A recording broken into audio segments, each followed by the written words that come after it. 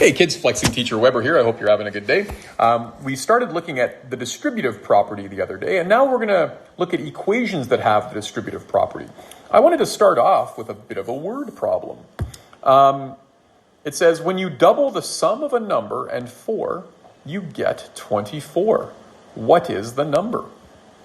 Well, we've learned before that before we get too far in these things, we want to identify our unknown. So let x equal the number.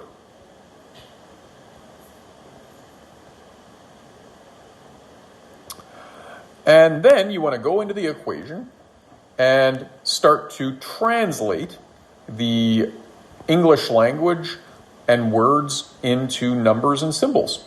So it says when you double a number, the sum of a number and 4, well, double means times 2.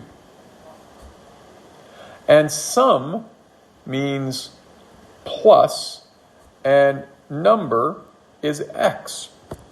So double the sum of a number and 4. Now, we don't just want to double the number or double 4. We want to double the sum of that. So we want to take the sum of a number and 4.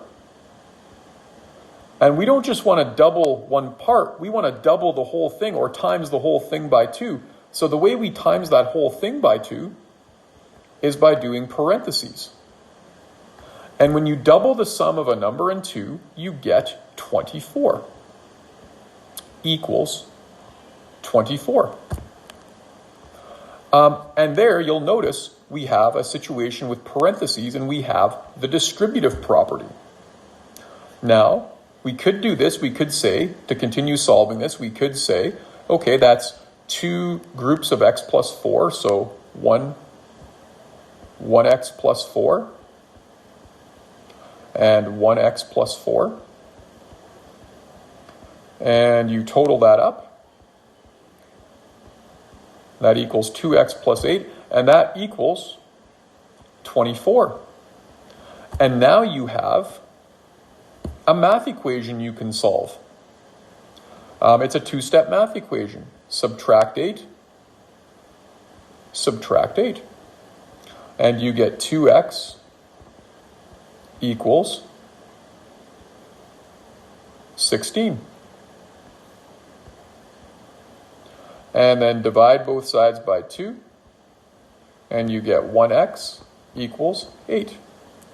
Or x equals 8. So that's using the distributive property to solve a math equation. Now check this out. We're going to do this in a different color. I'm going to write the equation down again. 2x plus 4 equals 24. Now, when you get situations exactly like this where you have parentheses, there's a shortcut to solving them. And you can only do this when you have parentheses. I'm going to start off, and beside this math equation, I have a multiply by 2. The opposite of multiply by 2 is to divide by 2. And if I do it to that side of the equal sign, I have to do it to that side. Well, 2 divided by 2 gives me 1 group of x plus 4. And 24 divided by 2 gives me 12.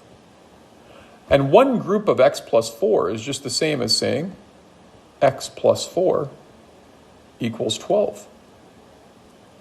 And then I have a 1-step math equation where I can do subtract 4, and I get x is equal to 8, which is exactly what I got right here. Now, the benefit about doing it this way is that you end up getting smaller numbers. The benefit about doing it this way is that sometimes you'll get more complicated math equations and you won't necessarily just be able to go and do dividing both sides by 2. So it's important you're aware of both ways. Regardless, we get the same answer that the number we were looking for was 8. All right, let's do another one like this.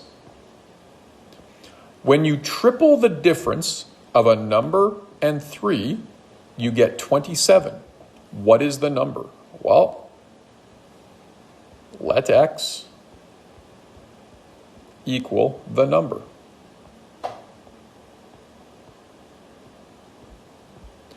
Now, anytime you see the number in the problem, that's going to be x. Now, let's start to translate from English into algebra and symbols. So, when you triple, well, triple means times 3. The difference means we're going to subtract. The difference of a number and 3, you get 27. Well, the difference of a number and 3 means subtracting a number minus 3. And you don't just want to triple one part of that, you want to triple that whole thing, that whole difference. So the way you times that whole thing by 3 is parentheses and multiply by 3. When you triple the difference of a number and 3, you're going to get 27. There's your math equation with the distributive property. Now, to solve that, there's 2 ways we can solve that.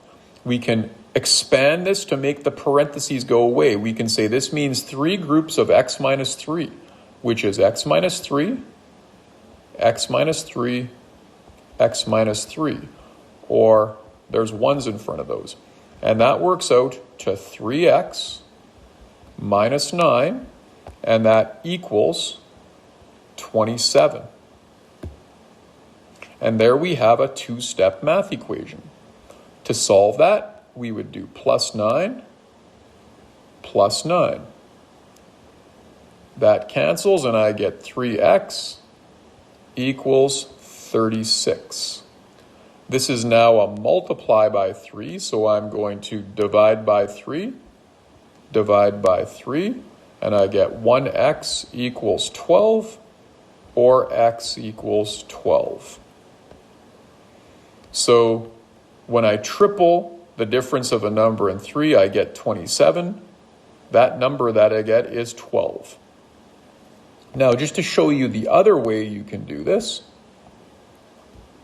if I have this math equation, 3 groups of x minus 3 equals 27.